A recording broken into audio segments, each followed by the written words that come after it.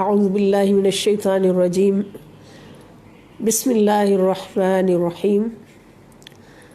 لقد کان لکم فی رسول اللہ اسوۃ حسنہ صدق اللہ مولانا العظیم وصدق رسولہ النبی الامین الکریم۔ اللہ رب العزت کے فضل و کرم سے اور نبی کریم صلی اللہ تعالیٰ علیہ وآلہ وسلم کے تصدق سے ہم آج ایک بار پھر اپنی کلاس کا آغاز کرتے ہیں۔ اللہ رب العزت کا بہت بڑا احسان کائنات انسانیت پر کہ اللہ پاک نے ہمیں بے شمار اور بے بہا نعمتوں سے نوازا، اور نبی کریم صلی اللہ تعالیٰ علیہ وآلہ وسلم کے وسیلہ جلیلہ سے ان نعمتوں کے تصرف کا بھی سلیقہ ہمیں سکھایا، اور سمجھایا۔ اللہ کریم نے انسان کو احسن تقویم کے مقام پر پیدا کیا، یعنی ساری مخلوقات میں سب سے افضل و اعلیٰ اور اشرف المخلوقات کے مقام پر پیدا کیا، اور اس احسن تقویم کو احسن زندگی گزارنے کا سلیقہ بھی بوسیلہ مصطفیٰ صلی اللہ تعالیٰ علیہ وآلہ وسلم سکھایا کہ اس شاہکار رب ذوالجلال کو جسمانی اور روحانی طور پر کس طرح سے اس زندگی کو گزارتے ہوئے تندرست و توانا بھی رکھنا ہے، اور ہر آلائش سے اور ہر ناپاکی سے پاک بھی رکھنا ہے، اور پاک اور مطہر ہو کر تقوی کے مقام پر فائز بھی ہونا ہے۔ یہ سب کچھ اللہ پاک نے ہمیں اپنے نبی صلی اللہ تعالیٰ علیہ وآلہ وسلم کے وسیلہ جلیلہ سے سکھایا، اور نبی کریم صلی اللہ تعالیٰ علیہ وآلہ وسلم کی حیات طیبہ سے ہمیں روحانی پاکیزگی اور روحانی بلندی، روحانی عظمتوں کا راستہ بھی ملتا ہے، اور جہاں روحانیت کی عظمت اور اس کا راستہ نبی کریم صلی اللہ تعالیٰ علیہ وسلم کی حیات طیبہ سے ملتا ہے، تو وہاں پر جسمانی اعضاء سر کے بالوں سے لے کے پاؤں کے ناخن تک ان کو بھی تندرست و توانا اور طاقتور رکھنے کا راستہ بھی ہمیں حیات طیبہ محمد مصطفیٰ صلی اللہ تعالیٰ علیہ وآلہ وسلم سے ملتا ہے۔ حضور علیہ الصلوۃ والسلام نے اس احسن تقویم کو عروج اور کمال تک پہنچانے کے لیے اور اس مقام کو محفوظ رکھنے کے لیے اور اسی مقام پر قائم رہتے ہوئے اس مختصر زندگی کو گزار کر اللہ رب العزت کی بارگاہ اقدس میں کامیاب و کامران انعام یافتہ مقام حاصل کرنے کے لیے نبی کریم صلی اللہ تعالیٰ علیہ وآلہ وسلم نے ہمیں کامل و اکمل نمونہ اور راستہ عطا فرمایا۔ اب ہم دیکھتے ہیں کہ اس جسم کی تندرستی کے لیے، اس جسم کی صحت کے لیے جس کو اللہ پاک نے احسن تقویم کے مقام پر پیدا کیا، اگر ہم خواہاں ہیں تو پھر ہمیں یقیناً ایک ہی در پہ بیٹھنا پڑتا ہے اور ایک ہی ہستی کو دیکھنا لازم ہوتا ہے، وہ در ہے در مصطفیٰ صلی اللہ علیہ وآلہ وسلم،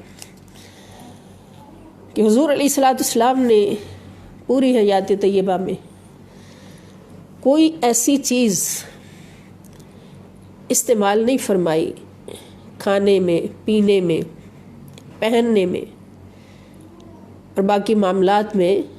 کہ جس سے جسم کو نقصان پہنچتا ہو۔ اس لیے کہ حضور علیہ السلام کو اللہ پاک نے سکھا بھی دیا تھا، بتا بھی دیا تھا کہ اس جسم کو تندرست اور قائم رکھنے کے لیے کون کون سی چیزیں نقصان دہ ہیں اور کون کون سی چیزیں فائدہ مند ہیں۔ تو حضور علیہ السلام نے زندگی بھر وہ شے استعمال نہیں فرمائی جس سے اس جسم کے کسی بھی حصے کو نقصان پہنچے۔ جیسے ایک مثال عرض کرتی ہوں کہ ایک دن نبی کریم صلی اللہ تعالیٰ علیہ وآلہ وسلم تشریف فرما تھے صحابہ کرام کے درمیان، تو حضور علیہ السلام نے اپنی زبان اقدس سے فرمایا کہ آج دل چاہتا ہے کہ دودھ میں گندے ہوئے آٹے کی روٹی کھائی جائے۔ اب ایک صحابی یہ بات سن کر اپنے گھر دوڑے گئے، جا کے اپنی بیوی سے فرمایا کہ فوراً دودھ میں آٹا گوندو اور روٹی پکا کے فوراً دو، تو میں نے نبی کریم صلی اللہ تعالی وسلم کے حضور پیش کرنی ہے۔ روٹی پکوا کے لے آئے، لا کے حضور علیہ السلام کے سامنے پیش کر دی۔ تو حضور علیہ السلام نے فرمایا یہ کیا ہے؟ عرض کر دیا کہ حضور آپ نے فرمایا تھا کہ دودھ میں گندے ہوئے آٹے کی روٹی کھانے کو جی چاہتا ہے۔ تو حضور نے مسکرا کے ان کی طرف دیکھا، روٹی کی طرف دیکھا، فرمایا کہ دل چاہتا ہے مگر کھاؤں گا نہیں۔ اس لیے نہیں کھاؤں گا کہ یہ روٹی پیٹ میں جا کر، معدے میں جا کر فائدہ نہیں دے گی بلکہ نقصان دے گی، اس کا نقصان ہوگا۔ اس لیے کہ آٹے میں دودھ ڈال کر جب اس کو گوندا جائے تو وہ روٹی ہیوی ہو جاتی ہے، بوجھل ہو جاتی ہے، اور بوجھل چیز جو ہے ہمیشہ معدے کو تکلیف پہنچاتی ہے، معدے کو بیمار کرتی ہے، معدے کو محنت کرنا پڑتی ہے۔ اس کے نتیجے میں معدہ بیمار ہوتا ہے، جب معدہ بیمار ہوتا ہے تو پھر سارا جسم بیمار ہو جاتا ہے۔ معدے پر ہی سارے جسم کا انحصار ہے، سارے جسم کو خوراک جو ملتی ہے وہ معدے سے ہی تیار ہوتی ہے۔ تو حضور نے فرمایا کہ کھاؤں گا نہیں، اس لیے کہ اس کا نقصان ہے، معدے کو فائدہ نہیں ہے، اور میں رحمت للعالمین ہوں۔ یہ روٹی کھا کر نہ میں اپنے معدے پر ظلم کر سکتا ہوں اور نہ ہی اپنی امت کو یہ سنت ادا کر سکتا ہوں۔ اگر میں نے یہ روٹی کھا لی تو پھر میرے امتی بھی میری سنت سمجھ کر کھائیں گے۔ یہ طبیب اعظم نے ہمیں نسخہ دیا کہ احسن تقویم کو طاقتور کیسے رکھنا ہے، کہ کوئی ایسی چیز کھانے میں بھی استعمال نہیں کرنی کہ جس سے اس جسم کو نقصان ہو، کیونکہ یہ جسم اللہ رب العزت نے بڑی چاہتوں سے، بڑی محبتوں سے اور بڑی آرزوؤں سے بنایا ہے، اور اللہ کی چاہت ہے کہ یہ جسم جو ہے مومن کا، بالخصوص مومن کا جسم جو ہے یہ طاقتور رہے، مضبوط رہے اور اللہ کے ذکر کے قابل رہے، آسانی سے اللہ تعالیٰ کا ذکر کرتا رہے۔ تو اسی طرح حضور علیہ السلام نے زندگی بھر میدا استعمال نہیں فرمایا، بلکہ ستو استعمال فرمائے، اور جو کے آٹے کی روٹی، جو کا آٹا استعمال فرمایا، موٹے آٹے کی روٹی، انچنے آٹے کی روٹی، اس لیے کہ یہ ساری چیزیں معدے کے لیے بہت بڑا فائدہ ہے، کہ زود ہضم ہے اور معدے کو ہر قسم کی غلاظتوں سے صاف اور پاک کر دیتی ہیں۔ حضور نے ایسی چیزیں استعمال فرمائی، پھر کھجور کا استعمال فرمایا، کلونجی کا استعمال فرمایا، شہد کا استعمال فرمایا، زیتون کا استعمال فرمایا، تو ان چیزوں کا استعمال فرمایا کہ جن سے پورے جسم کو فائدہ پہنچے، اور زندگی بھر ایسی چیز استعمال نہیں فرمائی کہ جس سے اس جسم کو نقصان پہنچے، تاکہ حضور علیہ السلام کی سنت مطہرہ پر عمل کرنے والے کبھی بیمار نہ ہوں۔ جو حضور کی سنت پر عمل کریں گے وہ کبھی بیمار نہیں ہوں گے۔ اسی طرح اب ہم اپنے جسم کے اعضاء کو دیکھ لیں تو کوئی چیز جس مقصد کے لیے پیدا کی گئی ہوتی ہے اسی مقصد میں اس کو استعمال کیا جائے تو وہ چیز زیادہ دیر پا ثابت ہوتی ہے۔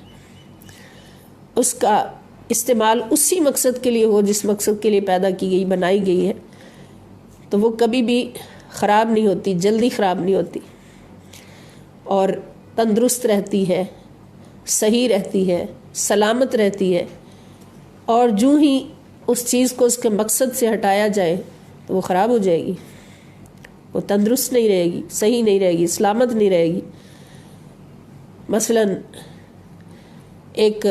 کپڑے دھونے والی مشین ہے، اس کا مقصد کپڑے دھونا ہے، اگر کوئی اس میں کپڑے دھونے کے بجائے آٹا گوندھنا شروع کر دے، اس کے مقصد سے ہٹ کر اس کو استعمال کرے تو وہ خراب ہو جائے گی، سلامت نہیں رہے گی۔ اور جو چیز بنانے والا ہوتا ہے، اس کی تخلیق کرنے والا ہوتا ہے، اس سے بڑھ کے کوئی نہیں جان سکتا کہ اس کے استعمال اس کو کس استعمال کے لیے بنایا گیا ہے۔ اس لیے وہ بتاتا ہے، سمجھاتا ہے، سب کچھ سمجھاتا ہے کہ یہ چیز اس لیے بنائی گئی ہے اور اس کا یہی استعمال ہوگا تو یہ تندرست رہے گی، اگر استعمال سے ہٹے گی تو یہ چیز خراب ہو جائے گی۔ تو انسان جو احسن تقویم کے مقام پر پیدا کیا گیا اور اشرف المخلوقات بنایا گیا، اس کو کس نے بنایا؟ اللہ رب العزت نے بنایا۔ اس لیے اس رب کریم نے اس انسان کے ہر عضو کے استعمال کا بھی طریقہ اور سلیقہ خود سمجھایا، اور اس کا پریکٹیکل جو ہے وہ نبی کریم صلی اللہ تعالیٰ علیہ وآلہ وسلم کی صورت میں ہمیں عطا فرمایا۔ فرمایا لقد کان لکم فی رسول اللہ اسوۃ حسنہ، کہ اگر ہمیشہ تندرست رہنا چاہتے ہو روحانی طور پر بھی، جسمانی طور پر بھی، تو پھر آؤ میرے مصطفیٰ صلی اللہ تعالیٰ علیہ وسلم کو دیکھو، مصطفیٰ کے کھانے پینے کو دیکھو، سونے جاگنے کو دیکھو، اٹھنے بیٹھنے کو دیکھو، لباس کو دیکھو، خوراک کو دیکھو، گفتار کو دیکھو، معاملات کو دیکھو، عبادات کو دیکھو۔ جو کچھ میرا مصطفیٰ صلی اللہ تعالی وسلم کرتا ہے وہی کرتے جاؤ گے تو پھر تمہاری روح بھی تندرست رہے گی اور جسم بھی تندرست رہے گا۔ اب انسان کے منہ میں زبان ہے، بڑا اہم ترین جز ہے یہ جسم کے اندر، اور زبان کو جب حضرت سیدہ عائشہ صدیقہ رضی اللہ تعالیٰ عنہ فرماتی ہیں کہ بے شک مصیبت اور آزمائش کلام کے سپرد ہوتی ہے۔ اگر ہم کہیں کہ ہم کسی مصیبت میں پھنس گئے ہیں یا کسی آزمائش میں آ گئے ہیں تو وہ کلام کے سپرد ہوتی ہے، یعنی زبان جو کچھ بولتی ہے تو اس کے نتیجے میں انسان پر مصیبت آتی ہے۔ حضرت سیدنا بابا فرید شکر گنج رحمۃ اللہ تعالی علیہ فرماتے ہیں کہ جب اللہ تبارک و تعالی نے حضرت سیدنا آدم صفی اللہ علیہ الصلاۃ والسلام کے مبارک منہ میں زبان کو رکھنا چاہا، حضرت آدم سب سے پہلی تخلیق اللہ تعالیٰ کی انسانوں میں، تو ان کے منہ میں جب زبان کو رکھنا چاہا تو زبان سے فرمایا کہ اے زبان، تجھے پیدا کرنے کا مقصد یہ ہے کہ تو میرے نام کے سوا کسی اور کا نام نہ لے۔ اب یہ زبان کا مقصد بتایا جا رہا ہے، اور میرے کلام کے سوا کسی کوئی کلام نہ پڑے۔ اگر اس کے علاوہ تو نے کچھ اور کیا، یعنی میرے نام اور میرے کلام کے سوا کچھ اور کیا، تو باقی اعضاء بھی مصیبت میں گرفتار ہو جائیں گے، باقی اعضاء بھی مصیبت میں گرفتار ہو جائیں گے۔ تو زبان کس مقصد کے لیے پیدا کی گئی ہے؟ زبان اللہ کے ذکر کے لیے پیدا کی گئی، اللہ رب العزت کے ذکر کے لیے پیدا کی گئی ہے۔ اس لیے اللہ پاک فرماتے ہیں کہ اللہ تعالیٰ کا کثرت سے ذکر کیا کرو اس زبان کے ساتھ۔ فَاذْكُرُونِي أَذْكُرْكُمْ،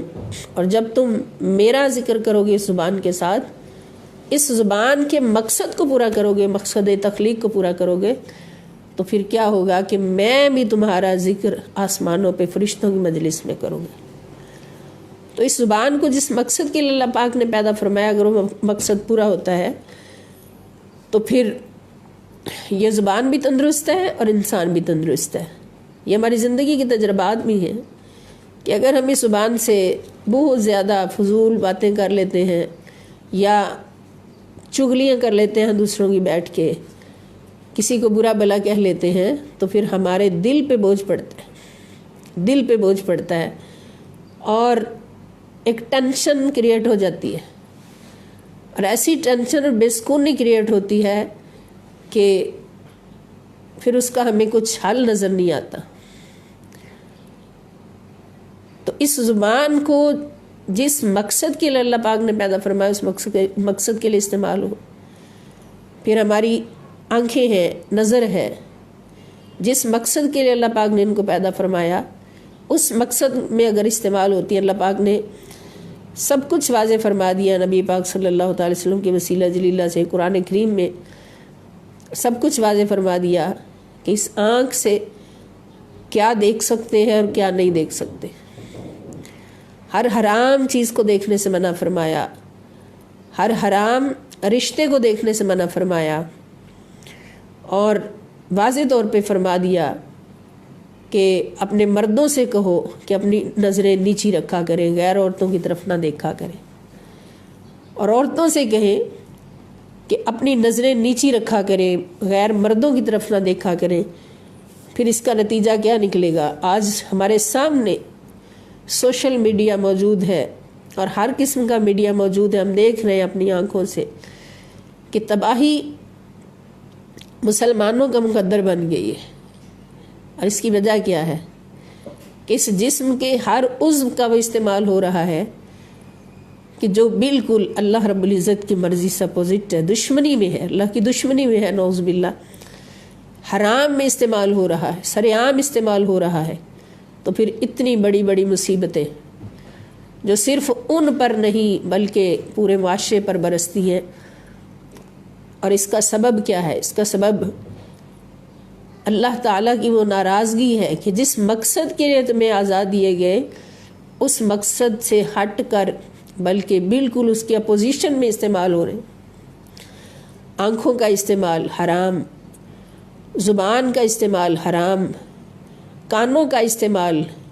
सुनना है वही जिससे अल्लाह राज़ी हो, अल्लाह की रज़ा के ख़िलाफ़ इन कानों से कुछ सुन नहीं सकते, वो भी उलट इस्तेमाल हो रहा है। हाथों का इस्तेमाल और जो खुराक पेटों में जाती है उसकी आमदनी, जिस आमदनी से वो खुराक खाते हैं वो भी हराम, नऊज़ बिल्लाह इल्ला माशा अल्लाह। अल्लाह पाक हम सब को बचाएं हराम से। तो फिर इसका नतीजा क्या निकलता है कि अगर ज़ुबान का इस्तेमाल वो नहीं होता जो अल्लाह पाक की चाहत है, जिस मकसद के लिए ज़ुबान को बनाया गया, तो उसके नतीजे में पूरा जिस्म और पूरी ज़ात मुसीबत का शिकार होती है। तो जब पूरे जिस्म का इस्तेमाल ही गलत होगा, हराम होगा, तो फिर उसका नतीजा क्या निकलेगा? क्या वो इंसान कभी सुकून की नींद सो सकेगा? और इसका हम देख रहे हैं, इसकी मिसालें यूरोप में, गैर मुस्लिमों में, कि जहाँ उनको शऊर ही नहीं और जिस्म का इस्तेमाल इतनी बेदर्दी से बेदरेग हराम के रास्ते पर होता है, तो फिर उनकी ज़िंदगियाँ कितनी बेसुकून हैं। उनको तो छोड़ें, गैर मुस्लिम हैं, उनको इस्लाम की समझ नहीं। अब तो इस्लाम में दाखिल होने वाले नाम के मुसलमान, इनके अंदर भी वो सारी बुराइयाँ मौजूद हैं कि जिनमें अल्लाह की हर नेमत का उलट इस्तेमाल हो रहा है, हराम इस्तेमाल हो रहा है। तो दोस्तों, इसी बात का नतीजा है कि आज इतनी बेसुकूनी। अल्लाह पाक से दुआ है कि अल्लाह ताला हमें हर नेमत को, जो बेशुमार बेबहा नेमतें अल्लाह पाक ने हमें अता फरमाई, हर नेमत के इस्तेमाल को, उसका इस्तेमाल करते हुए उसका सही हक़ अदा करने की तौफीक अता फरमाए। अल्लाह की मर्ज़ी में हम चलें, अल्लाह की मर्ज़ी में बोलें, अल्लाह की मर्ज़ी में सोएं, अल्लाह की मर्ज़ी में जागे। अब हुज़ूर नबी करीम सल्लल्लाहु ताला अलैहि वसल्लम की सुन्नत मुतहरा भी है, बड़ी अहम बात है। और हुज़ूर अलैहिस्सलाम का फरमान आलीशान भी है कि रात को जल्दी सोया जाए और सुबह जल्दी उठा जाए। और उन लोगों की तारीफ़ अल्लाह पाक ने फरमाई जो सुबह सहरी के वक्त उठकर अल्लाह की याद में रोते हैं, قیام کرتے ہیں، والذین یبیتون لربہم سجدا وقیاما، کہ راتیں گزارتے ہیں اللہ کی بارگاہ میں سجدے کرتے ہوئے، قیام کرتے ہوئے، اور پھر سحری اٹھتے ہیں، رات کو جلدی سوتے ہیں، سحری اٹھ کے رات کے آخری پہر اٹھ کر اللہ تعالیٰ کو مناتے ہیں، اللہ کی بارگاہ میں عبادت کا حق ادا کرتے ہیں۔ تو نبی پاک صلی اللہ تعالی وسلم کا ارشاد گرامی کہ رات کو جلدی سویا جائے اور صبح جلدی اٹھا جائے، تہجد کے وقت اٹھا جائے۔ اب اس کے اندر روحانی بلندیاں بھی اور جسمانی طاقت بھی، جسمانی صحت بھی، کہ حضور علیہ الصلوۃ والسلام کی ہر سنت میں، ہر ارشاد میں جہاں روحانی عظمت ملتی ہے وہاں جسمانی قوت، جسمانی صحت کا پیغام بھی ملتا ہے۔ اب ڈاکٹرز نے جو سرچ کر کے ہمیں پیش کیا کہ رات پہلے پہر سونے والے، یعنی عشاء کی نماز ادا کرنے کے بعد فوراً جو سو جاتے ہیں، تو ان کے جسم کے اندر خون پیدا کرنے والے خلیات اس وقت فوراً حرکت میں آتے ہیں اور وہ خون پیدا کرنا شروع کر دیتے ہیں، اور یہ عمل 2-3 گھنٹے کا ہوتا ہے، اس کے بعد ختم ہو جاتا ہے، اور اس وقت جسم کے اندر تازہ خون پیدا ہوتا ہے جب عشاء کی نماز پڑھ کے فوراً سو جاتے ہیں عشاء کے بعد۔ اور جو جاگتے رہتے ہیں زیادہ دیر تک، بیدار رہتے ہیں اور ادھر ادھر فضولیات میں پڑے رہتے ہیں، تو پھر وہ ٹائم گزرنے کے بعد، مثلا 9 بجے کا ٹائم ہے سونے کا یا 10 بجے کا ٹائم ہے سونے کا، ارلی ٹائم، تو اس میں اگر جاگتے رہتے ہیں، سوتے نہیں ہیں، تو پھر وہ خلیات ڈیڈ ہو جاتے اور کام نہیں کرتے۔ پھر انسان اگر 12 بجے 1 بجے سوتا ہے تو وہ خلیات ڈیڈ ہو چکے ہوتے ہیں، ان کا کام ختم ہو چکا ہوتا ہے۔ پھر وہ انسان جب دیر سے سوتا ہے اور صبح دیر سے اٹھتا ہے، اس کی صحت خراب ہو جاتی ہے، خون کی کمی ہو جاتی ہے۔ اب خون کی کمی آج کل بہت سارے لوگوں میں دیکھنے میں آئی، اور اس کی مین وجہ یہی ہے۔ اور پھر جو تہجد کے وقت اٹھتا ہے تو قرآن کریم کیا کہتا ہے؟ فَتَحَجَّدْ بِهِ نَافِلَةً لَكَ عَسَىٰ أَن يَبْعَثَكَ رَبُّكَ مَقَامًا مَحْمُودًا، کہ تہجد پڑھا کرو،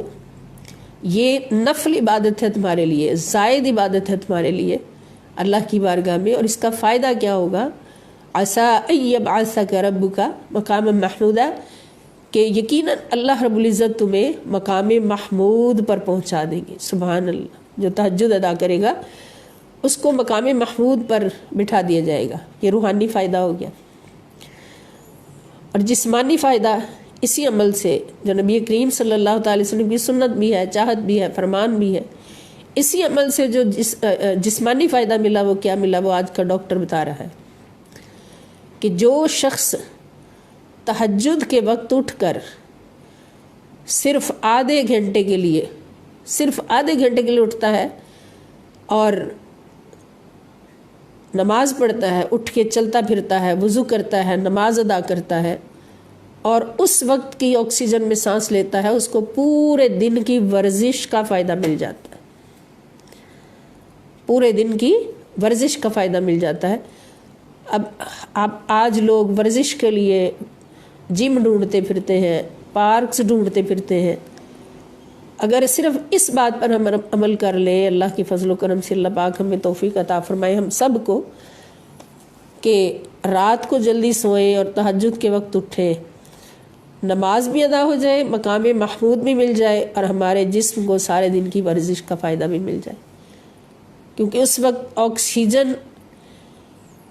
اس طرح سے برس رہی ہوتی ہے، اس طرح سے فضا میں موجود ہوتی ہے کہ جتنی چاہے انسان آکسیجن حاصل کر لے۔ اور جو دن گزرتا جاتا ہے، پھر رات آتی ہے تو آکسیجن میں کمی ہوتی جاتی ہے، اور رات کو کاربن ڈائی آکسائڈ کا دور آ جاتا ہے۔ تو نبی کریم صلی اللہ تعالی علیہ وآلہ وسلم کی سنتوں میں اور حضور کے فرمان میں، حضور کے حدیث مبارکہ میں روحانی فائدے اور جسمانی فائدے دونوں موجود ہیں۔ اسی لیے اللہ پاک نے فرمایا کہ میرے بندو لقد کان لکم فی رسول اللہ اسوۃ حسنہ، کہ آؤ روحانی بلندی، جسمانی طاقت، جسمانی صحت، اس کے لیے، اس کے حصول کے لیے آؤ ہر وقت میرے مصطفیٰ صلی اللہ تعالیٰ علیہ وآلہ وسلم کے ساتھ رہا کرو، حضور کی سنتوں کو دیکھا کرو۔ پھر کیا ہوگا کہ ہر نعمت کا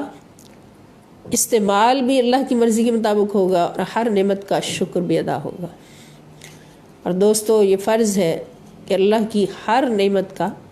شکر بھرپور ادا کیا جائے۔ اللہ پاک کا حکم بھی ہے کہ اما بنعمت ربک فحدث، کہ اللہ پاک نے جو جو نعمتیں تمہیں عطا فرمائی ہیں اس پر ان کا ذکر کرتے رہا کرو اور اللہ کا شکر ادا کرتے رہا کرو۔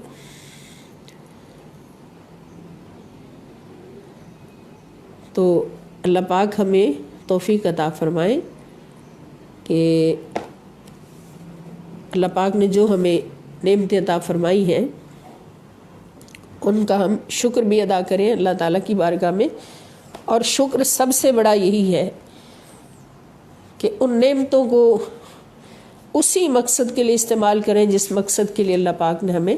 عطا فرمائی۔ تو انشاءاللہ دنیا بھی ہماری سنور جائے گی اور آخرت بھی سنور جائے گی۔ یہاں پر ایک حدیث شریف بیان کرتے ہیں، حضرت سیدنا عائشہ صدیقہ رضی اللہ تعالیٰ عنہ فرماتی ہیں کہ جو بندہ خالص ٹھنڈا اور میٹھا پانی پیے اور وہ بغیر تکلیف کے جسم میں داخل ہو اور بغیر کسی تکلیف کے باہر بھی نکل آئے تو اس پر شکر لازم ہے۔ یہ اللہ تعالیٰ کی نعمت ہے، رحمت ہے بہت بڑی کہ انسان پانی پی بھی سکے اور پھر اس کو نکال بھی سکے صحت کے ساتھ، جسم سے باہر بھی نکال سکے، تو یہ اللہ تعالیٰ کا بہت بڑا کرم ہے۔ اگر کسی کو خدا نخواستہ ایسی بیماری ہو کہ اس کو پیشاب کی تکلیف ہو، پیشاب نہ آ رہا ہو، تو وہ پانی زیادہ پی سکے گا؟ نہ پانی زیادہ پی سکے گا، اور پھر پیشاب کی بھی اس کو تکلیف ہوگی۔ تو جو پانی پی سکتا ہے اور اس کو جسم سے خارج بھی کر سکتا ہے تو اس پر اللہ تعالیٰ کی بہت بڑی رحمت ہے۔ تو اس پر اللہ رب العزت کا وہ کثرت سے شکر ادا کرے۔ اللہ پاک ہمیں توفیق عطا فرمائے کہ ایک ایک نعمت کو سمجھے اور ان پر اللہ رب العزت کا شکر ادا کرے۔ آج کا ہمارا قرآن کریم کا سبق سورہ توبہ جاری ہے ماشاءاللہ۔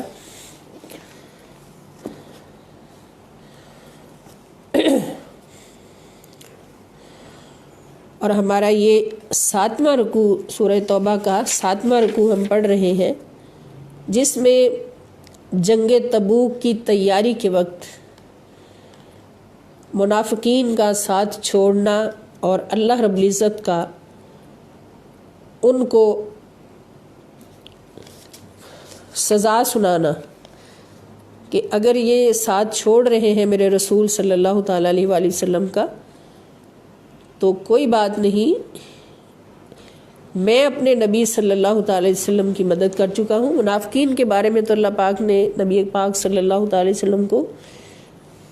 فرمایا کہ ان کو آپ نے اجازت نہیں دینی تھی کیونکہ انہوں نے جانا تو تھا ہی نہیں۔ اگر آپ اجازت نہ دیتے رکنے کی تو پھر منافقین اور صادقین کی، مومنین کی، متقین کی چھانٹی ہو جاتی۔ اور جو مسلمان نہیں جانا چاہتے تھے صحابہ کرام میں سے، تو ان کو بھی اللہ پاک نے جب ایک وارننگ کی کہ نہیں جاؤ گے تو تمہارا نقصان ہے، اور جب وہ وارننگ سنی سب نے تو پھر سب کے سب تیار ہو گئے، اور تین کے علاوہ ان کا ذکر ابھی آئے گا آگے، اور جہاد کے لیے روانہ ہو گئے۔ پھر اللہ پاک نے فرمایا کہ اگر یہ منافقین اس بات سے خوش ہوتے ہیں کہ تمہیں مصیبت پہنچتی ہے تو خوش ہوتے ہیں خوشی پہنچتی ہے تو غم زدہ ہوتے ہیں. تو یہ ان کی بیماری ہے دل کی. آپ ان سے کہہ دیجئے کہ قُلْ لَن يُصِيبَنَا إِلَّا مَا كَتَبَ اللَّهُ لَنَا. آپ ان سے فرما دیجئے کہ ہمیں جو کچھ بھی ملتا ہے، کوئی مصیبت ملتی ہے وہ بھی، خوشی ملتی ہے وہ بھی، ہمارا اللہ پر توکل ہے، کیونکہ یہ اللہ تعالیٰ کی مرضی سے ہمیں ملتی ہے. ہوا مولانا، وہی ہمارا حامی و ناصر ہے. وعلی اللہ فلیتوکل المتوکلون، اور اللہ تعالیٰ پر ہی توکل کرنا چاہیے المؤمنون، مومنوں کو. تو اس میں ہمارے لیے بہت بڑا درس ہے کہ مومن کامل وہی ہے جو ہر خوشی کے وقت بھی، ہر غمی کے وقت بھی اللہ رب العزت کی طرف دیکھتا ہے. خوشی ملتی ہے تو کہتا ہے یا اللہ تیرا شکر کہ تو نے میرے لیے اس خوشی کو منتخب فرمایا.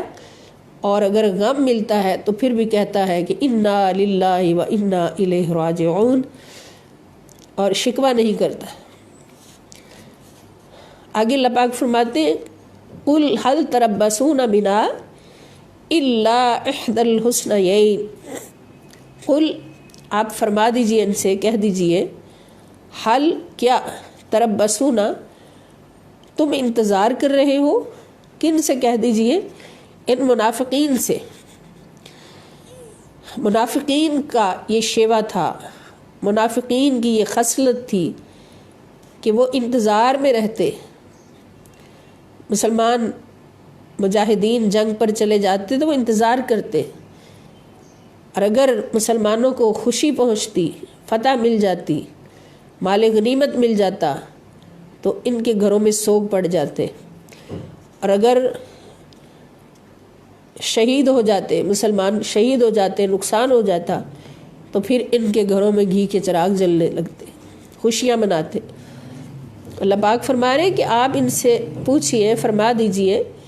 کہ کیا تم انتظار میں ہو بنا ہمارے لیے الا احدى الحسنیین، مگر دو خوبصورت باتوں کے لیے. یعنی کیا تم ہمارے لیے دو خوبصورت انجاموں کے منتظر ہو؟ اب دو خوبصورت انجام کون سے ہیں؟ کہ مسلمان اگر میدان جہاد میں جاتا ہے، دشمن اسلام سے لڑتا ہے، تو اگر وہ مارا جاتا ہے تو اس کے لیے شہادت کی خوشخبری ہے، یہ خوبصورت انجام ہے. اور اگر وہ فتح یاب ہو کر واپس آتا ہے تو وہ غازی کہلاتا ہے، یہ بھی ایک بہت خوبصورت انجام ہے. تو کیا ہمارے دو خوبصورت انجاموں کا انتظار ہے تمہیں؟ کہ وہ انجام کیا ہوں گے؟ کہ یا تو ہم شہید ہوں گے، اور شہید کا مرتبہ جو ہے اللہ رب العزت کی بارگاہ اقدس میں کتنا بڑا ہے کہ جب شہید کو شہادت کے بعد جنت میں پہنچا دیا جاتا ہے، اور جنت میں اس کو بلا حساب بے شمار جنت مل جاتی ہے، حوریں مل جاتی، سب کچھ مل جاتا ہے، لیکن وہ اداس بیٹھا ہوتا ہے. تو اللہ پاک فرشتوں سے فرماتے کہ اسے پوچھو اداس کیوں ہے، اس کو کیا نہیں ملا؟ تو شہید فرماتا ہے کہ فرشتوں سب کچھ مل گیا، مگر جو لذت مجھے شہادت کے وقت نصیب ہوئی تھی وہ جنت میں نصیب نہیں ہے. وہ لذت کیا تھی کہ جب میرے جسم کو کاٹا جا رہا تھا، میری روح پرواز کر رہی تھی، تو میرا رب مجھے بار بار اپنے جلوے دکھا رہا تھا. سبحان اللہ، یہ اللہ کے ساتھ وفا کا صلہ ہے، اللہ رب العزت کے دین کے ساتھ وفا کا صلہ ہے، اسلامک اسٹیٹ کے ساتھ وفا کا صلہ ہے. کہ اللہ کے دین کی حفاظت کے لیے، اسلامک اسٹیٹ کی حفاظت کے لیے، دین اسلام کی حفاظت کے لیے ایک بندہ جب اپنی جان قربان کر، سب سے پیاری تو جان ہوتی ہے، سب کچھ تو وہ قربان کر کے سرحد پہ پہنچ چکا ہوتا ہے، دشمن کے مقابل کھڑا ہو چکا ہوتا ہے، اور آخر کار اپنی پیاری جان بھی پیش کر دیتا ہے. تو اللہ رب العزت فرماتے ہیں کہ تو نے میری خاطر سب کچھ قربان کیا، اپنی جان بھی پیش کر دی، تو آجا پھر اس کا صلہ دیکھ لے کیا ہے. اس کا صلہ کروڑوں جنتوں سے بھی بڑھ کر ہے. اور وہ کیا ہے کہ حضور علیہ السلام فرماتے کہ شہید کو جب روح اس کی رخصت ہوتی ہے، اس وقت اللہ رب العزت کا 70 بار دیدار نصیب ہوتا ہے. ایک مومن کو اگر ایک بار بھی اللہ رب العزت کا دیدار نصیب ہو جائے تو اس کی دنیا اور آخرت سنور گئی، اور ہر عظمت اس کو نصیب ہو گئی۔ تو جس خوش نصیب کو 70 بار اللہ رب العزت کا دیدار نصیب ہو تو اس کی عظمت کیا ہوگی۔ اور یہاں تو ہے بھی صحابہ کرام کہ جن سے اوپر کوئی مومن ہے ہی نہیں شان میں، اور اگر مومن زندہ واپس آتا ہے، شہید نہیں ہوتا، اس کو فتح نصیب ہو جاتی ہے، تو پھر بھی وہ غازی کہلاتا ہے، غازی کہلاتا ہے۔ تو اللہ پاک فرما رہے ہیں کہ ان سے پوچھو کہ ہماری 2 بھلائیوں کا انتظار ہے تمہیں، 2 اچھے انجام کا انتظار ہے تمہیں، ان کے تو ہم خواہاں ہیں، ہر وقت ہماری خواہش ہے۔ ہر مومن جب لڑنے کے لیے نکلتا ہے دشمن اسلام سے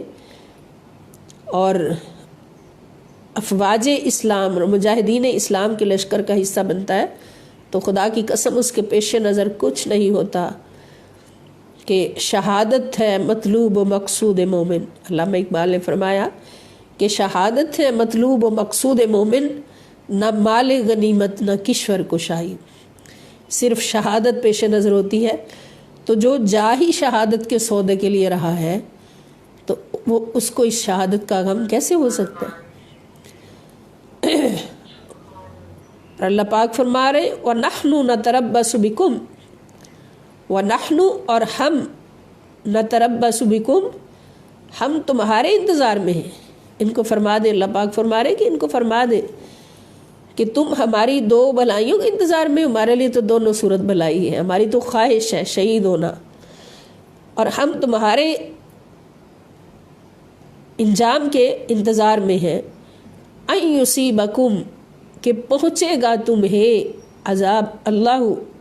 پہنچائے گا تمہیں اللہ تعالیٰ بعذاب من عنده، بعذاب عذاب من عنده اپنی بارگاہ سے۔ ہم اس انتظار میں ہیں کہ تم پر اللہ کا عذاب نازل ہونے والا ہے، او بِأَيْدِينَا یا ہمارے ہاتھوں سے تمہیں عذاب پہنچے گا۔ فَتَرَبَّصُوا پس تم انتظار کرو، تربصوا یہ فعل امر ہے، پس تم انتظار کرو، تم بھی انتظار کرو ہمارے انجام کا ہے۔ ہمارا انجام تو ہر 2 صورت اعلیٰ و افضل ہے، احسن ہے۔ انا بے شک ہم معکم تمہارے لیے متربصون ہم بھی تمہارے ساتھ انتظار کرنے والے ہیں، ہم تمہارے انجام کا انتظار کرنے والے ہیں اور تم ہمارے انجام کا انتظار کرو۔ قل آپ فرمائیے، انفقوا خرچ کرو، یہ بھی فعل امر ہے، طوعا خوشی کے ساتھ، او کرہن یا ناخوشی سے خرچ کرو، لن یتقبل منکم ہرگز بھی، لن یتقبل ہرگز بھی قبول نہیں کیا جائے گا، منکم تمہاری طرف سے، انکم اس لیے کہ بے شک تم کنتم قوما فاسقین تم ایک فاسق قوم ہو، تم ایک نافرمان قوم ہو، اس لیے تمہاری طرف سے کوئی خرچ بھی قبول نہیں کیا جائے گا۔ اب منافقین نے یہ بھی ایک چال چلی کہ ان کا جو رئیس المنافقین تھا جد بن قیس، وہ اس نے سوچا کہ کچھ بدنامی کم کرنے کے لیے یا اپنے آپ کو سچا ثابت کرنے کے لیے ہم اپنا مال پیش کرنے کی آفر کر دیتے ہیں، اور نبی کریم صلی اللہ تعالی وسلم کے پاس پہنچ گئے کہ حضور ہم خود تو نہیں جا سکتے، آپ ہماری طرف سے یہ مال قبول فرما لیں۔ لیکن اللہ تعالیٰ نے فرما دیا کہ ان کو فرما دیں کہ تمہارا مال بھی اللہ کو قبول نہیں ہے، مال خرچ کرنا بھی اللہ تعالیٰ کو قبول نہیں ہے، اس لیے تمہارا مال ہم قبول نہیں کریں گے، یہ بھی لے کے دفع ہو جاؤ اپنی جانوں کے ساتھ۔ اور اللہ تعالیٰ فرما رہے کہ وما منعہم،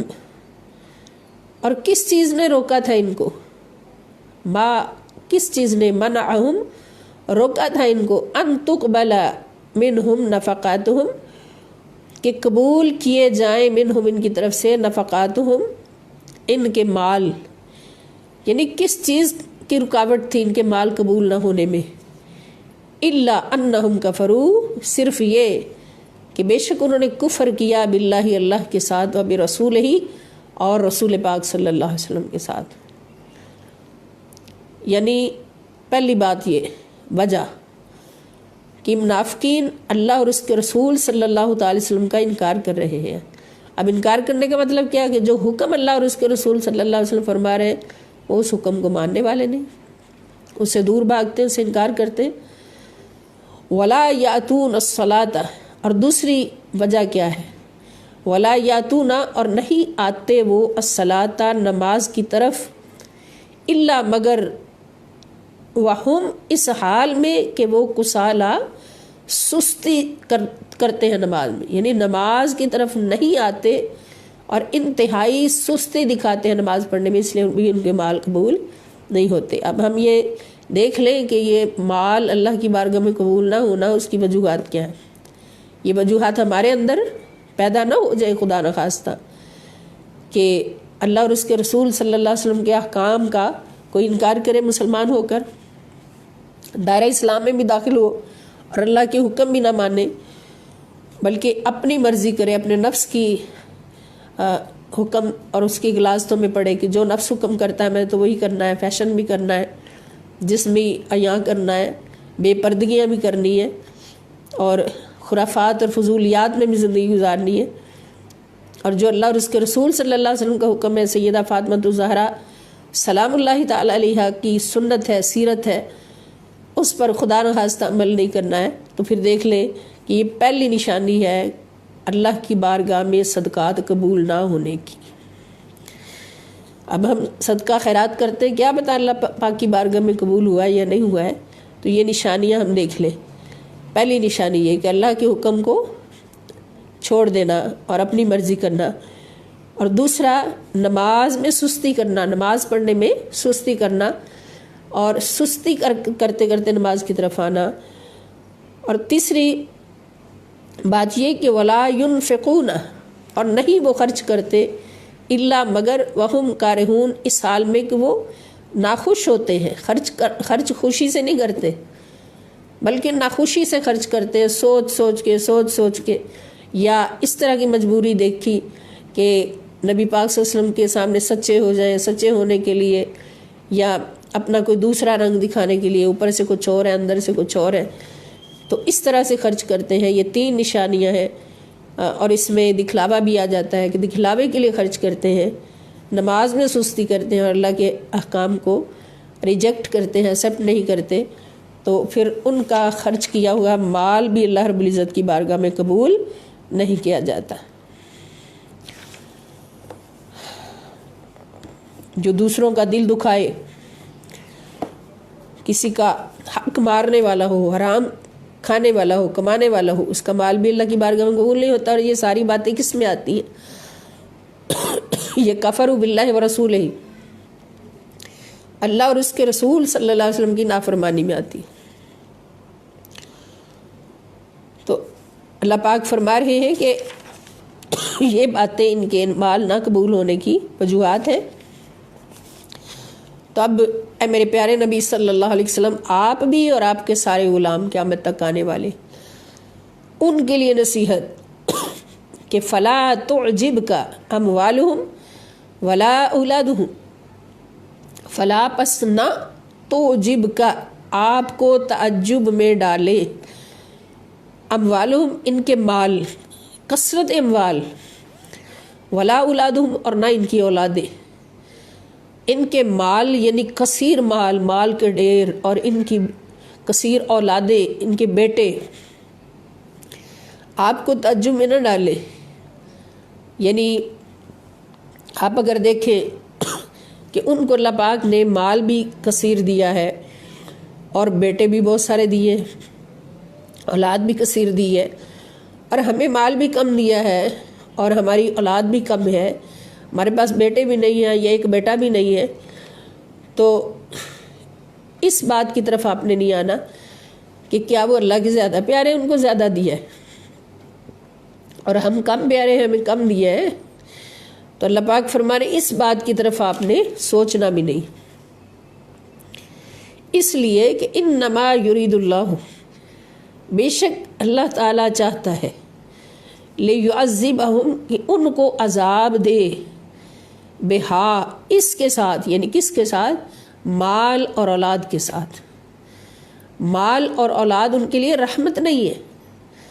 اللہ کی عطا وہ ہوتی ہے، اللہ کی رضا وہ ہوتی ہے جو اللہ کی رحمت بن کے ملے۔ مال بھی اگر اللہ کی رحمت بن کے ملتا ہے تو وہ انسان خدا کا پیارا ہے، جس کو مال بھی اللہ کی رحمت بن کے ملتا ہے، اولاد بھی اللہ کی رحمت بن کے ملتی ہے، وہ اللہ کا پیارا ہے۔ اور اس کے اللہ کی رحمت ہونے کی دلیل یہ ہوتی ہے مال اور اولاد کی کہ وہ اللہ کی راہ میں خرچ ہوتا ہے، وہ اللہ تعالیٰ کی راہ میں خرچ ہوتا ہے اور اللہ تعالیٰ اس سے راضی ہوتا ہے۔ اللہ پاک فرمانے کہ ان کے مال بے شک ڈھیروں ہوں، ارب پتی ہو جائیں، ان کے بیٹے آگے، ان کی اولادیں بے شک ڈھیروں ہوں، لیکن یہ سب کچھ ان کے عذاب کا وسیلہ ہے، رحمت نہیں ہے۔ اور ان کو اللہ تعالیٰ عذاب دے گا اس کے ذریعے سے فی الحیات الدنیا، دنیا کی زندگی میں، وَتَزْحَقَ أَنفُسُهُمْ، اور نکلیں گے ان کے سانس، تزحق نکلیں گے، انفسہم ان کی جانیں،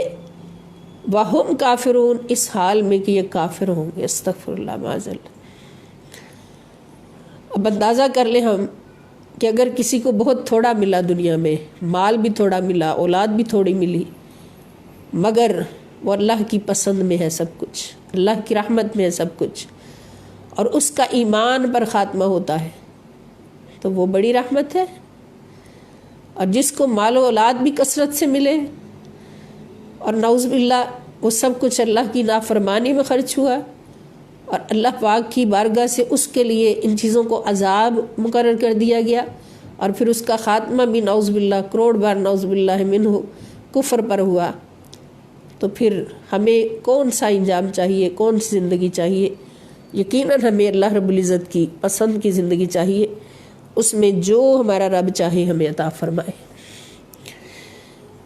جو چاہے نہ عطا فرمائے، ہم اس پہ راضی رہیں۔ وَيَحْلِفُونَ بِاللَّهِ، اور وہ قسمیں اٹھاتے ہیں اللہ تعالیٰ کی، إِنَّهُمْ لَمِنْكُمْ،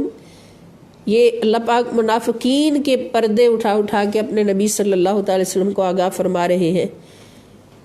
کہ میرے نبی یہ اندر سے یہ ہے، تاکہ نبی پاک صلی اللہ تعالی وسلم رحمت للعالمین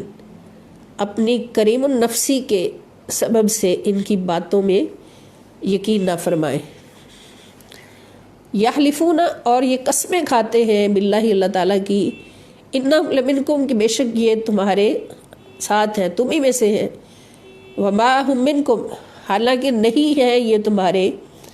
اندر سے، تمہارے ساتھ نہیں ہے، یہ تم میں سے نہیں ہے، ولیکنہم، اور لیکن وہ قوم، ایسی قوم ہے، یفرقون، جو ڈرتے رہتے ہیں۔ یہ لوگ تو ڈرنے والے ہیں، یہ لوگ ڈرنے والے ہیں، تو اس لیے یہ تم میں سے نہیں ہے، اور تمہارے پاس تو ڈر کبھی آ ہی نہیں سکتا، مومن تو کبھی ڈرتا ہی نہیں سوائے اللہ تعالیٰ کے، یہ ڈرتے ہیں۔ اب یہاں پر ایک بات بڑی اہم کہ مال اور اولاد جو اللہ کی راہ میں خرچ ہو وہ اللہ کی رحمت ہے، اور وہ مال اور اولاد جو اللہ کی راہ میں کام نہ آئے وہ عذاب ہے۔ وہ کیا ہے؟ عذاب ہے۔ اس لیے اللہ والے، اللہ کے دوست، نبی پاک صلی اللہ علیہ وسلم کے سچے عاشق ہمیشہ یہ دعا کرتے ہیں کہ اے اللہ ہمیں وہی مال دے جو تیری راہ میں خرچ ہو سکے، وہی مال دے جو تیری راہ میں خرچ ہو سکے، اور وہی اولاد دے جو تیری راہ میں تیرے دین کے کام آ سکے۔ تو اس لیے کہ وہی مال اور اولاد رحمت ہے جو اللہ کی راہ میں کام آئے۔ تو ان منافقین کا یہ حال ہے کہ کہتے ہیں کہ ہم آپ کے ساتھ ہیں، آپ ہی میں سے ہیں، لیکن یہ کبھی بھی مسلمانوں کے لشکر میں ان کے ساتھ نہیں ہو سکتے، اس لیے کہ یہ تو ڈرپوک بہت ہے۔ تو یہاں سے ہمیں پتہ چلا کہ منافق ہے، کافر ہے، یہ قرآن کی گواہی ہے کہ وہ اندر سے بہت ڈرپوک ہوتا ہے، اور مومن فقط مومن ہے جو نڈر ہوتا ہے، بے باک ہوتا ہے، بہادر ہوتا ہے، جرری ہوتا ہے۔ اور اس کی مثالیں ہم 1500 سال کی تاریخ اسلام میں دیکھ رہے ہیں کہ مسلمان سپہ سالار، مومن سپہ سالار حضرت مولا علی شیر خدا رضی اللہ تعالیٰ عنہ سے لے کے آج تک جتنے مومن سپہ سالار گزرے ہیں ان کی طاقت کا اندازہ ہم خود کر سکتے ہیں کہ مولا علی شیر خدا رضی اللہ تعالیٰ عنہ سپہ سالار تھے تو خیبر کا قلعہ آپ کی ایک ضرب نے اکھاڑ دیا۔ اسی طرح حضرت خالد بن ولید رضی اللہ تعالیٰ عنہ سپہ سالار تھے تو انہوں نے ایک قلیل لشکر کے ساتھ ایک کثیر فوج پر حملہ کیا اور انتہائی کامیابی اور کامرانی کے ساتھ واپس لوٹے۔ اسی طرح محمد بن قاسم ہے،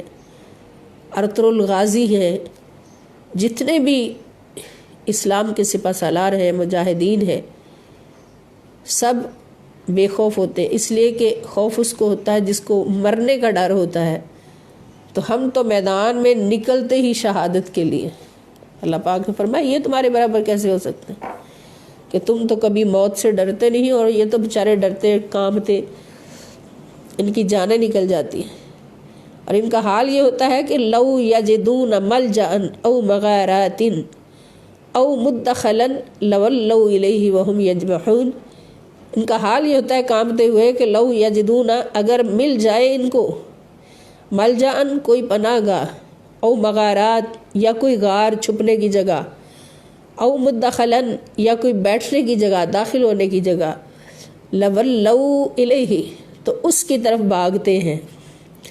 اس کی طرف منہ پھیر لیں گے، وہم یجمحون اور منہ زوری کر رہے ہوتے ہیں، منہ زوری کرتے ہوئے اس کی طرف بھاگ پڑیں گے، منہ پھیر لیں گے اگر ان کو کوئی بھی پناہ گاہ مل جائے۔ تو ایسے ڈرپوک لوگوں کا لشکر اسلام میں رہنا ہی نقصان دہ ہے۔ وَمِنْهُمْ، اور ان میں سے بعض ایسے بھی ہیں، اللہ پاک ان کی ساری خصلتیں نبی پاک صلی اللہ علیہ وسلم کے سامنے بیان فرما رہے ہیں۔ وَمِنْهُمْ، اور ان میں سے بعض ایسے بھی ہیں، مَن يَلْمِزُكَ، جو الزام لگاتے ہیں آپ پر، طعنہ زنی کرتے ہیں آپ پر، فی صدقات، صدقات کی تقسیم کے بارے میں، صدقات کی تقسیم کے بارے میں آپ پر طعنہ زنی کرتے ہیں۔ یہاں صدقات سے مراد ہے زکوٰۃ، کہ زکوٰۃ جب آتی ہے بیت المال میں تو اس کی تقسیم نبی پاک صلی اللہ تعالیٰ علیہ وآلہ وسلم فرماتے ہیں، تو حضور سے بڑھ کر کون جان سکتا ہے کہ کون کتنا ضرورت مند ہے، کس کو کتنا دینا ہے۔ تو جب آپ صدقات تقسیم فرماتے ہیں اس میں بھی بولتے ہیں فَإِنْ أُعْتُوا مِنْهَا رَضُوا، فَإِنْ، بس اگر اُعْتُوا ان کو بھی دے دیا جائے، منہا اس میں سے، رضوا تو یہ خوش ہو جاتے ہیں، وَإِن لَمْ يُعْتَوْا، وَإِن اور اگر لم يُعْتَوْا نہ دیا جائے ان کو، منہا اس میں سے، اِذَا هُمْ يَسْخَطُونَ تو پھر وہ ناراض ہو جاتے ہیں، یعنی خود کو کچھ مل جائے تو خوش ہے، نہ ملے تو ناراض ہے۔ ایسے لوگ ہمیشہ نقصان کا باعث ہوتے ہیں۔ وَلَوْ أَنَّهُمْ، اور اگر بے شک وہ، رضوا راضی ہو جائیں، راضی ہو جاتے، ما جو کچھ آتاہم اللہ ان کو عطا کیا اللہ نے، ورسولہ اور اللہ کے رسول صلی اللہ علیہ وسلم نے، اگر وہ اس پر راضی ہو جاتے جو اللہ تعالیٰ نے اور اس کے رسول صلی اللہ علیہ وآلہ وسلم نے ان کو عطا کیا، وقالو اور کہتے، حسبنا اللہ کافی ہے ہمارے لیے اللہ تعالیٰ، سیؤتینا اللہ ان قریب دے گا ہمیں اللہ تعالیٰ، من فضلہ اپنے فضل سے، ورسولہ اور اس کا رسول بھی ہمیں دے گا، انا الی اللہ راغبون بے شک ہم اللہ کی طرف ہی رغبت کرنے والے ہیں۔ یعنی ان کو کہنا تو یہ چاہیے تھا کہ جو کچھ بھی ہمیں اللہ اور اس کے رسول نے دے دیا ہے تو یہ بہت ہے اور ہمارے لیے اللہ کافی ہے، اور ان قریب اللہ تعالیٰ اور اس کے رسول صلی اللہ علیہ وسلم ہمیں اور بھی عطا فرمائیں گے اپنے فضل سے۔ اب یہاں پر اللہ پاک نے اپنی عطا کا ذکر فرمایا تو ساتھ ہی فرمایا کہ اللہ بھی عطا کرے گا اور اللہ کے رسول صلی اللہ علیہ وسلم بھی عطا کریں گے۔ اب اللہ تعالیٰ کی عطا کے ساتھ رسول اللہ صلی اللہ علیہ وسلم کی عطا کو جوڑنا شرک ہے، جبکہ خود اللہ پاک نے اس کا طریقہ بھی ہمیں بتایا اور سلیقہ بھی بتایا، سکھایا کہ اللہ اور اس کے رسول صلی اللہ علیہ وسلم کی عطا ایک ہی ہے، اور یہ بھی بتا دیا کہ اللہ عطا کرتا ہے اور اللہ کے حکم سے، اللہ رب العزت کی عطا سے اللہ کے رسول صلی اللہ تعالی علیہ وسلم بھی عطا فرما سکتے ہیں اور عطا فرماتے ہیں۔ اللہ کے رسول صلی اللہ علیہ وآلہ وسلم عطا فرماتے ہیں، اللہ کی بارگاہ سے لے لے کے حضور امت کو بانٹتے ہیں۔ اور حدیث پاک کہ اللہ تعالیٰ عطا کرتا ہے، ان اللہ معطی و انا قاسم، اور ایک مقام پر ایسے کہ انما انا قاسم واللہ یعطی، کہ بے شک میں تو تقسیم کرنے والا ہوں اور میرا رب عطا کرنے والا ہے، اللہ عطا کرنے والا ہے۔ تو رسول اللہ صلی اللہ علیہ وسلم کی عطا جو ہے وہ اللہ کی عطا ہے۔ رسول اللہ صلی اللہ علیہ وسلم وہی عطا فرماتے ہیں جو اللہ تعالیٰ حضور علیہ السلام کو عطا فرماتے ہیں، اس لیے رسول کی عطا اللہ کی عطا ہے۔ تو کچھ ایسے بھی صاحبان اسلام ہیں کہ جو اس بات کو بھی شرک کا نام دے دیتے ہیں کہ یہ کیوں کہتے ہو کہ رسول اللہ صلی اللہ علیہ وسلم عطا فرماتے ہیں۔ اب دیکھیں قرآن نے ہمیں بتایا، تو جو اس بات کا انکار کرے گا کہ رسول اللہ صلی اللہ علیہ وسلم عطا نہیں فرما سکتے تو وہ جاہل قرآن کا انکار کرے گا، وہ اللہ رب العزت کے حکم کا انکار کرے گا، اللہ کی گواہی کا انکار کرے گا، اور جو اللہ کی گواہی کا انکار کرے پھر وہ مسلمان کہاں رہا۔ تو رسول اللہ صلی اللہ علیہ وآلہ وسلم بھی عطا فرماتے ہیں، اور اللہ تعالیٰ خود فرما رہے ہیں کہ ایسے کہا کرو جو اللہ اور اس کے رسول نے عطا کر دی اس پہ راضی رہو، اور کو حسبنا اللہ، اللہ ہمارے لیے کافی ہے، اور اللہ اور اس کا رسول صلی اللہ علیہ وسلم ہمیں اپنے فضل سے اور عطا فرمائیں گے، اور بے شک ہم اللہ کی طرف رغبت کرنے والے ہیں۔ اب صدقات کے بارے میں جب شکوہ کرتے ہیں تو اللہ پاک نے اپنے نبی صلی اللہ تعالیٰ علیہ وآلہ وسلم کو صدقات کی تقسیم کے وہ مقام بھی بتا دیے، مستحقین زکوٰۃ کی بھی وضاحت فرما دی کہ کون کون زکوٰۃ کے مستحق ہیں۔ اللہ تعالیٰ فرماتے ہیں انما الصدقات للفقراء والمساکین والعاملین علیہا والمؤلفۃ قلوبہم وفی الرقاب والغارمین وفی سبیل اللہ وابن السبیل فریضۃ من اللہ واللہ علیم حکیم۔ کہ انما بے شک الصدقات، صدقات یعنی زکوٰۃ کے مصرف کون کون سے ہیں؟ زکوٰۃ صرف للفقراء، فقراء کے لیے ہے، والمساکین اور مسکین کے لیے ہے، والعاملین علیہا اور زکوٰۃ کے کام پر جو جانے والے ہیں، یعنی زکوٰۃ اکٹھی کرنے والے ہیں ان کے لیے ہے کہ ان کو اس میں سے تنخواہ دی جا سکتی ہے،